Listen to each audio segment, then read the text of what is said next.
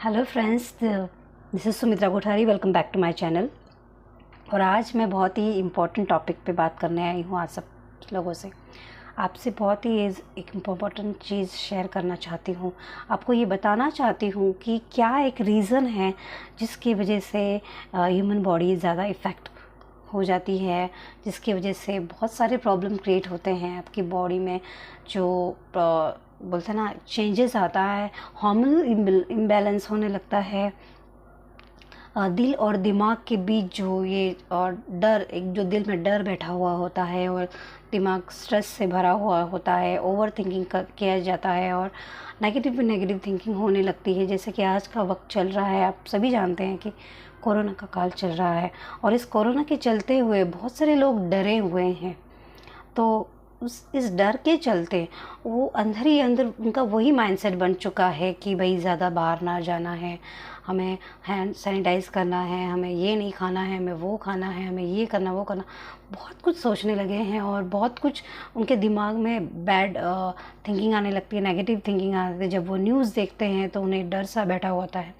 तो आपको ये चीज़ों का ध्यान रखना है कि आपको ज़्यादा डरना नहीं है और ज़्यादा पैनिक नहीं होना है, सबसे बड़ी बात। और दूसरी बात कि आपको स्ट्रेस नहीं लेना। डर की वजह से और स्ट्रेस बढ़ने लगता है, आपको नींद नहीं आने लगती है और नींद नहीं आने की वजह से 14% ऑफ आपका जो स्ट्रेस है वो बढ़ जाता है। और जब स्ट्रेस बढ़ता है तो उसके चलते बहुत सारा प्रॉब्लम क्रिएट होने लगता है। आपको बहुत सारी बॉडी में जो प्रॉब्लम्स ना होने वाली हो वो भी होने लग जाती है। आपका हार्मोन तो इम्बैलेंस होता ही है और जो स्ट्रेस बढ़ने की वजह से एक स्ट्रेस हार्मोन रिलीज़ होने लगता है जिसे हम कहते हैं कॉर्टिसोल। कॉर्टिसोल स्ट्रेस हार्मोन जिसे हम कहते हैं वो रिलीज़ होने लगता है और जिसके चलते वो अपने बॉडी पे बहुत ही बैड इफ़ेक्ट छोड़ता है। और ये जब बैड इफ़ेक्ट अपनी बॉडी में होता है तो तरह तरह की बीमारियां होने लगती है। जैसे कि ये स्ट्रेस हार्मोन बढ़ने की वजह से आपका वेट गेन होने लगता है, ओबेसिटी बढ़ने लगती है। डेफिनेटली ओबेसिटी बढ़ने की वजह से आपको बहुत कुछ दूसरी और बीमारियां होने लगती है। एक मेजर कारण होता है ओबेसिटी, और ओबेसिटी की वजह से बहुत सारी बीमारियां होने लगती है।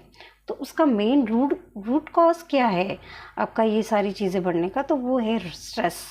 क्यों मैं बार बार आपको हर वीडियो में मैंने क्यों ज़ोर दिया है स्ट्रेस के बारे में?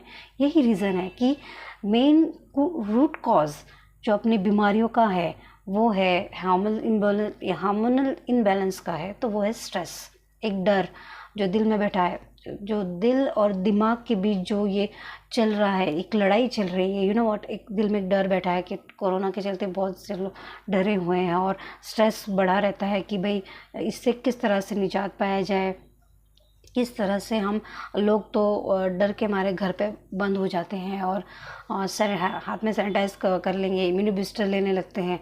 लेकिन उन्हें ये नहीं पता कि ये डर उनके दिल और दिमाग में इस कदर बैठा हुआ है कि वो कितना भी इम्यूनिटी बूस्टर ले लें, इम्यून को बढ़ाने के लिए चीज़ें भी खा लें, लेकिन वो डर जो है वो आपको कुछ भी कर लो, आपका इम्यूनिटी पावर नहीं बढ़ने देता है। तो इसकी वजह से आप बहुत ज़्यादा सफ़र करने लगते हैं। तो अगर आप ज़्यादा डरे हुए हैं, आप ज़्यादा स्ट्रेस में हैं, तो जो इम्यून सेल्स है अपने बॉडी में वो बढ़ते नहीं हैं और वो घटने लगते हैं। और इसी के चलते चलते नहीं भी बीमारी होती है वो, तो भी आपको बीमारी होने लगती है।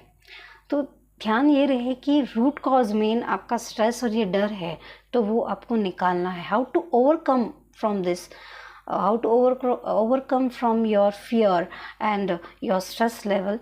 That is the main reason कि आपको किसी ना किसी एक्टिविटी में एंगेज होना है। आपको घर में ही बैठे हैं, जैसे भी कोरोना में बहुत सारे लोग घर में बैठे हैं, तो the best among all the best thing is the meditation. Yes, आप अगर मेडिटेशन करेंगे तो see your mind gets relaxed. अगर आपका माइंड रिलैक्स्ड होगा तो देखिए कोई विचार नहीं आएगा। आपको अपने माइंड को रिलैक्स करके कोई विचार नहीं लाना। ऐसी कोई नेगेटिव थिंकिंग लाने की वजह से भी और डर की वजह से भी इंसान है ना कुछ सोचने लगता है, नेगेटिव थिंकिंग होने लगती है, बैड हैबिट्स मतलब पनपने लगते हैं, नेगेटिव थिंकिंग होने लगती है। क्या करूँ क्या ना करूँ, इंसान हमेशा इस दोनों के बीच में कंफ्यूज होने लगता है, उसे पता नहीं चलता कि उसे क्या करना चाहिए। और जो चीज़ हमें जिस चीज़ सॉल्यूशन पे हमें फोकस करना होता है, वो सॉल्यूशन पे ना करके वो प्रॉब्लम पे फोकस करने लगता है, और प्रॉब्लम्स हद से ज़्यादा बढ़ने लगती है।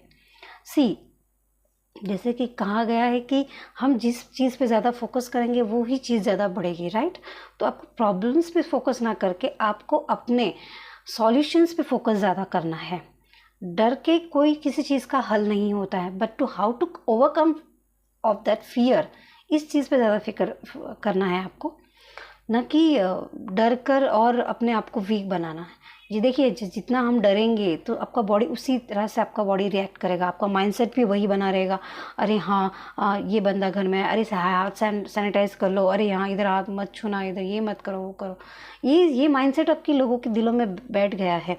तो क्या होता है, कई बार हम ये माइंडसेट बना लेते हैं कि ये डर भरा होता है। तो जो घर में, देखिए मैंने ऐसे बहुत सारे केसेस भी देखे हैं कि लोग डर के मारे घर में बैठे बंद भी हुए हैं, घर में से बाहर नहीं निकल रहे हैं। बहुत हद से ज़्यादा ध्यान रखने के बावजूद भी वो कोरोना पॉजिटिव पाए हुए हैं। क्यों? The reason is your stress, ये डर।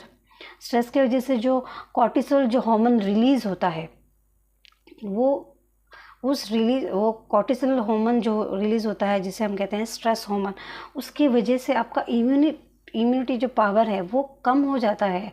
आपके कितने भी जो देखिए अपने बॉडी में भी इम्यून सेल्स बढ़ते हैं, तो वो बढ़ने की वजह से और घट जाते हैं। तो ये सारी चीज़ें होती है जो अपने बॉडी पे सबसे ज़्यादा इफ़ेक्ट करता है।